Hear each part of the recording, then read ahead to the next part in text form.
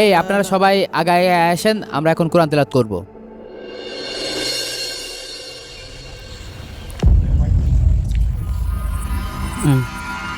আসসালামু আলাইকুম। ওয়ালাইকুম আসসালাম। ইমাম সাহেব ভালো আছেন? কি ব্যাপার ভাই, মাগরিবির সময় না আপনার মসজিদে কোরআন পড়তে যাওয়ার কথা? ঠিকই চার দোকানে বসে চা খাচ্ছেন, অথচ মসজিদে একটু কোরআন তেলাওয়াত করতে সময় পান না। না, আমি ঠিকই প্রতিদিন মাগরিবের নামাজ পড়ে আপনাদের জন্যই বসে থাকি, আর আপনারা নামাজ পড়েই হুট করে মারেন দৌড়। এখন ঠিকই চার দোকানে বসে সময় দিচ্ছেন, আড্ডা মারছেন, এখন সময় তো ঠিকই পাচ্ছেন। আসলে ইমাম সাহেব আজ কয়েকদিন ফজরের পরের থেকে কাজে যাচ্ছি। আসলে এখন তো খুব কাজের সময়, কাজ টাজ করে গোসল খাওয়া দাওয়া করে আর শরীরে পেরিয়ে দিচ্ছে না। বাড়ি চলে যাচ্ছিলাম, তা মনে করলাম আবার ভাইয়ের দোকানদারটা চা খেয়ে যাই। আপনারা মাগরিবি আসতে পারবেন না, তাহলে ফজরে আসেন। বোঝানি তো, বয়স হয়ে গেছে, মুরব্বী হয়ে গেছি, এখন ছেলেপিলের সামনে সূরা কিরাত শুদ্ধ করে উচ্চারণ করতে পারিনি, লজ্জা করে।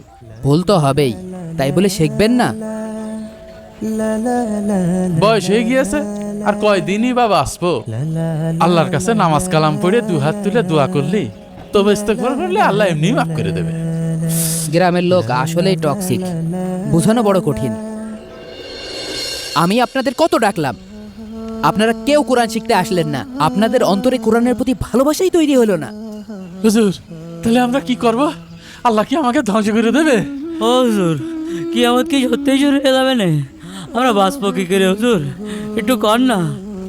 আল্লাহ, শোনেন, আল্লাহর জমিনে ওই ব্যক্তি সব থেকে হতভাগা যে আল্লাহর জমিনে কোরআন মাজিদ না পড়ে মৃত্যুবরণ করল।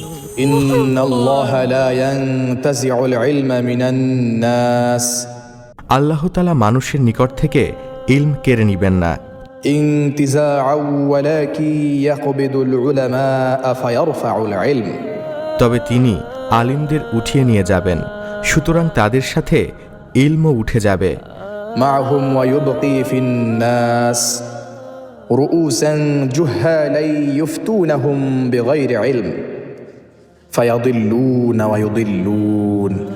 আর মানুষের মধ্যে অবশিষ্ট থাকবে মূর্খ নেতাকর্মীরা, তারা না জেনে শুনে মানুষদের ফতোয়া দিবে, ফলে তারা পথভ্রষ্ট হবে এবং তাদেরও পথভ্রষ্ট করবে।